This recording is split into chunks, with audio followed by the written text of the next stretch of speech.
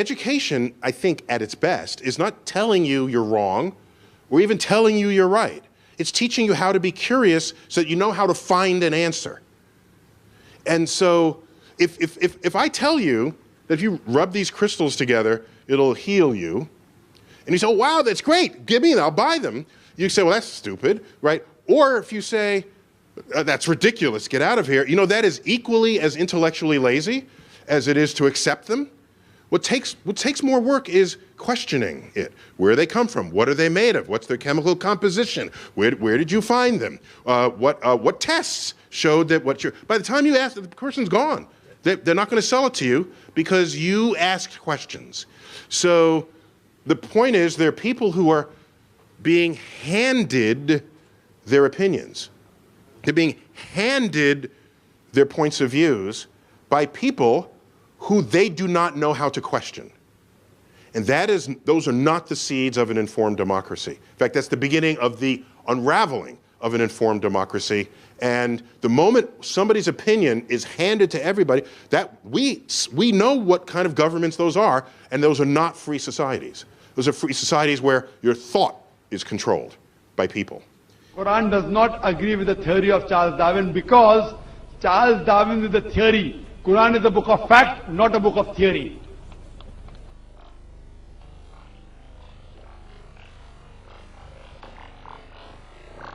While Europe was disemboweling heretics, in Baghdad over that period were the crossroads. There were Jews, Muslims, Christians, doubters. They weren't, the word atheist didn't exist back then. They were all sharing ideas. Great advances were made in engineering, astronomy, mathematics. These three words are Arabic words: algebra, algorithm. Our numerals are called Arabic numerals. Those are the numerals we use. All traceable to that period because they basically invented algebra there. Okay? That went on until the 12th century. You read history books, they say, oh, the Mongols sacked the libraries in Baghdad, and there'll be explanations.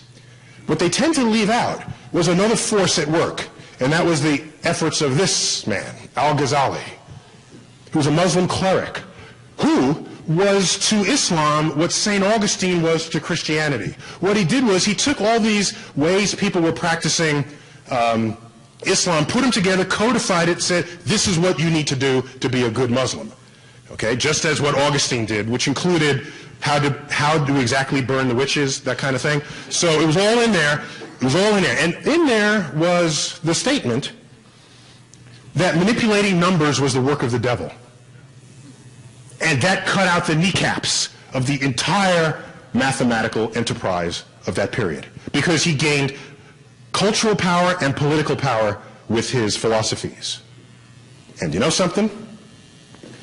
Islam has not recovered from that since. It's tragic. How many Muslims in the world? There's 1.3 billion. Billion. Let's do some analysis. The Nobel Prize, 1900 to 2007. Okay? Let's take a look at how many Nobel Prizes were won by the Jews. How many Jews are in the world? 15 million tops? Let's take a look. Doing it for the sciences, of course. Biomedical chemistry, physics, economics. 25%, 1/4 of all Nobel Prizes in the sciences have gone to Jews. Let's look at practicing Muslims. Are you ready? Here we go. 0, 0, 1, 1. And in fact, the one in physics was a Pakistani Muslim, not a Middle Eastern Muslim. And if you count economics as a science, it's like 1, 1.5, 2. 0.3% of the total. You want to look at the relative impact? Relative impact, here it goes. The Jews have won 80 times more Nobel Prizes than the Muslims, and they are 1/80th of that population. That would be 6,400 times the impact. I lament, I celebrate the Jews, but I lament what might have been discovered had 1.3 billion Muslims had the cultural drive to discover as what happened 1,000 years ago. If that had been the case, they'd have every Nobel Prize.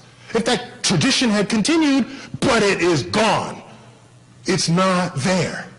And that is a loss to the world, especially given the legacy that it had enjoyed 1,000 years ago. People say, well, have you found life yet? No. Well, that's like going to the ocean. This has been said before, taking a cup of water, scooping up and saying, there are no whales in the ocean, Here's my data, You need a slightly bigger sample. I wrote an essay some years ago called The Beginning of Science, in part as a rebuttal to John Horgan's book, The End of Science. Yeah,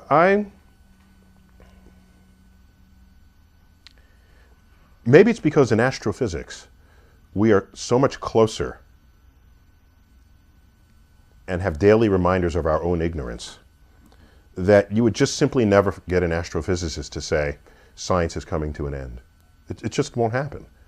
We're too exposed to what we don't know. Who is to say there's not some yet-to-be-discovered law of physics that would give us a deep and intimate understanding of dark matter or dark energy or multiverses, or we're just not there yet. The 96%. If I don't know what's driving 96% of the universe, I'm the last one on your list who's going to say the end of science is near. It looks pretty much like the beginning of science to me. I was born Catholic, raised that way until age 11 or so. And can I just sign it? I'm just going to sign now, and then as I started learning about the universe, what I was being taught became less and less relevant to anything I cared about. Now, what's interesting is that 40% of scientists in America are religious, as measured by the following, because don't measure whether you go to church every week, because some people go to church just for the social scene or for the cupcakes. You want to ask a question where it's meaningful when someone says they're religious. So the question you ask is, do you pray to a personal God, who would then intervene with life and society? And if you do that, you're religious. That's a clean way to do that. 40% of American scientists answer yes to that question. That includes physicists, astrophysicists. There's a range among them. Engineers and mathematicians are a little higher. They're up around 60%. Astrophysicists, physicists, biologists are lower. They're down around 25. But it averages 40. Now, here's the difference. Those who are productive scientists and answer yes to that question do not go to the Bible as a source of their science. The Bible is just another part of their life. It's their spiritual part of their life. And they do their science in their science books. You get into problems when people try to get science out of the Bible and then influence the science curriculum in a science classroom. Right.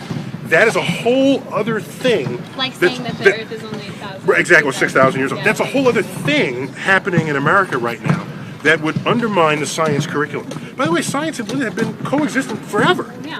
The difference is there's no tradition of scientists knocking down the Sunday school door, telling the preacher what to teach. That's never happened. But you find people today, religious fundamentalists typically, trying to knock down the science classroom, trying to tell the science teacher what to teach. And I cry foul when that happens. We've had this happy coexistence forever. And so those who are religious those aren't the ones saying the Earth is 6,000 years old. There. About impasses, they're not impasses. That's just science. Don't look at it as a problem, look at it as science. There's the delusion, the delusion that science is about discovery. It was never about this. Discovery, that's what gets reported on in the press. But the press doesn't report about all the days in the lab where discoveries aren't happening. They don't report about all the blind alleys that you don't know are blind until you get to the end of the alley. That's the process of science. That's the trajectory that we're all buying into here. Emotionally, physically, culturally. If you don't like the dead end, find something else to do, because most of what you do will be dead ends. And your ability to intellectually navigate to the side of them, beneath them, over them, around them, into another direction is the measure of how good a scientist you are. In fact, if you happen to luck out and have projects that worked out for 10 different papers in a row, you're not being trained as a scientist.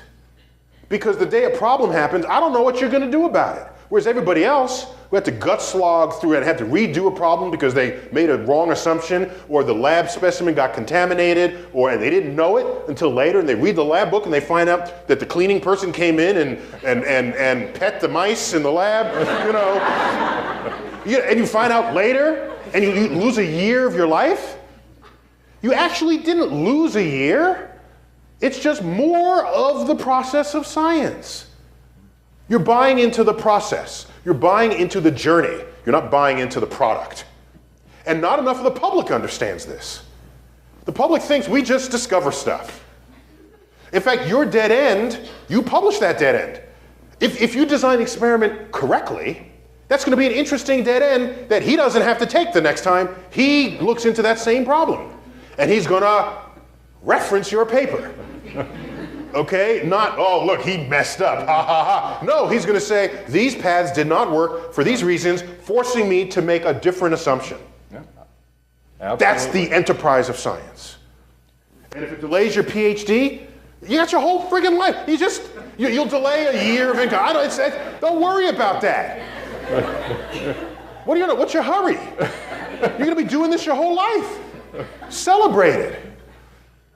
I don't mean to get all on your case. It looks like I'm facing him now. You know, it's like it's all your fault. Now you're the one. So you'll be measured not by not having dead ends, but how well you navigate around them at the time you notice that they're there. You look at the formation of the Earth and the earliest sign of fossil life. Subtract a few hundred million years at the beginning of Earth, when Earth was a shooting gallery. Earth was still accreting the birth materials of the solar system.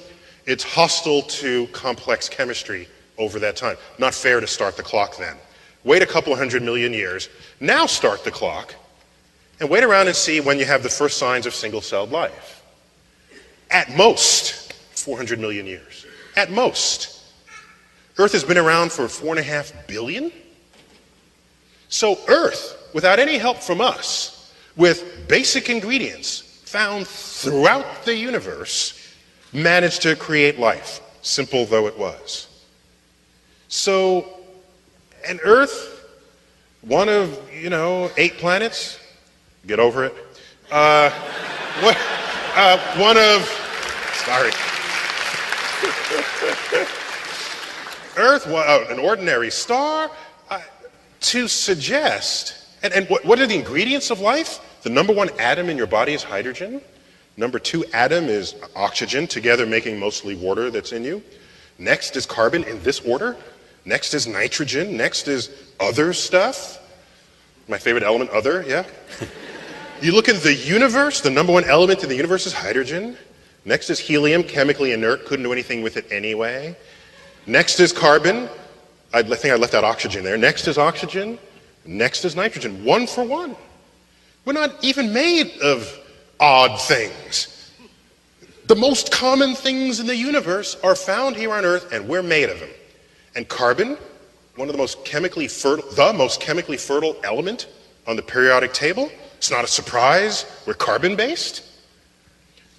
Life is just the extreme expression of complex chemistry. Point is, it happened relatively quickly with the most common ingredients in the universe. To now say life on Earth is unique in the universe would be inexcusably egocentric. Yeah, I agree with that. Oh, okay.